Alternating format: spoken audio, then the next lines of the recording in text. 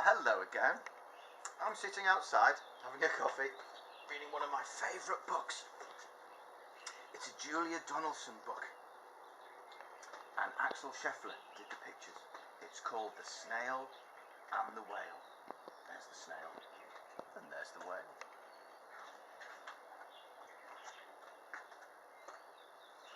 This is the tale of a tiny snail and a great big grey-blue humpbacked whale. This is a rock as black as soot, and this is the snail with an itchy foot. The sea snail slithered all over the rock and gazed at the sea and the ships in the dock.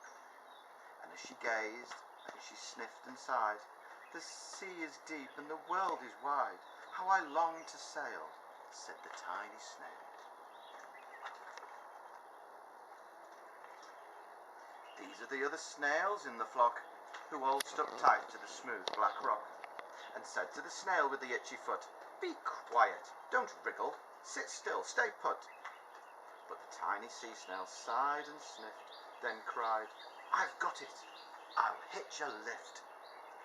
This is the trail of the tiny snail, a silvery trail that looped and curled and said, "Lift wanted around the world." This is the whale who came one night when the tide was high and the stars were bright. A humpback whale immensely long, who sang to the snail a wonderful song. On shimmering ice and coral caves and shooting stars and enormous waves. And this is the tale of the humpback whale, who held it out of the starlit sea and said to the snail, "Come sail with me." This is the sea so wild and free that carried the whale and the snail on his tail to towering icebergs and far off lands with fiery mountains and golden sands. These are the waves that arched and crashed, that foamed and frolicked and sprayed and splashed the tiny snail on the tail of the whale. These are the caves beneath the waves, where stripy fish and feathery fins and sharks with hideous toothy grins swam round the whale and the snail on his tail. This is the sky so vast and high, sometimes sunny and blue and warm, sometimes filled with a thunderstorm, with zigzag lightning flashing and frightening the tiny snail on the tail of the whale.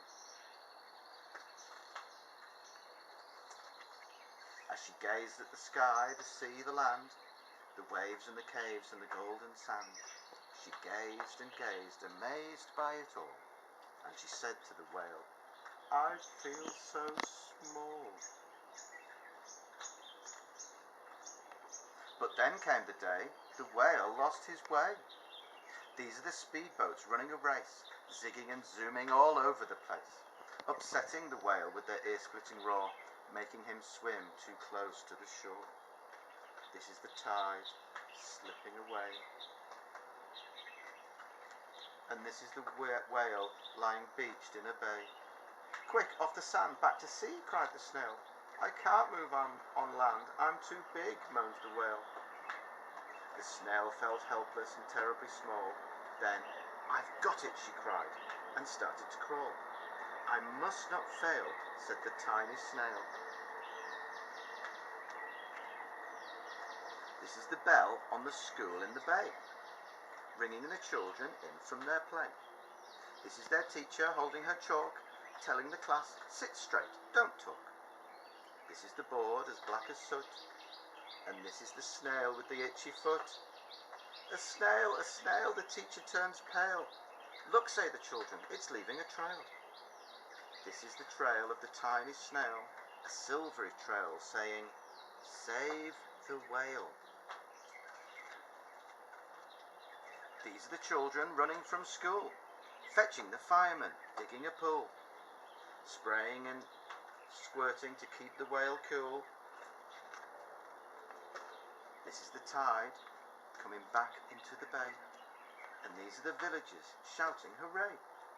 as the whale and the snail travel safely away. Back to the dock and the flock on the rock, who said, "Height, how time's flown, and haven't you grown?"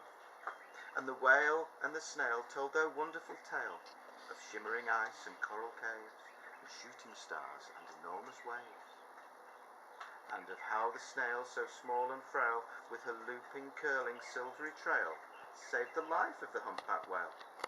Then the humpback whale held out his tail, and on crawled snail after snail after snail. And they sang to the sea as they all set sail on the tail of the grey-blue humpbacked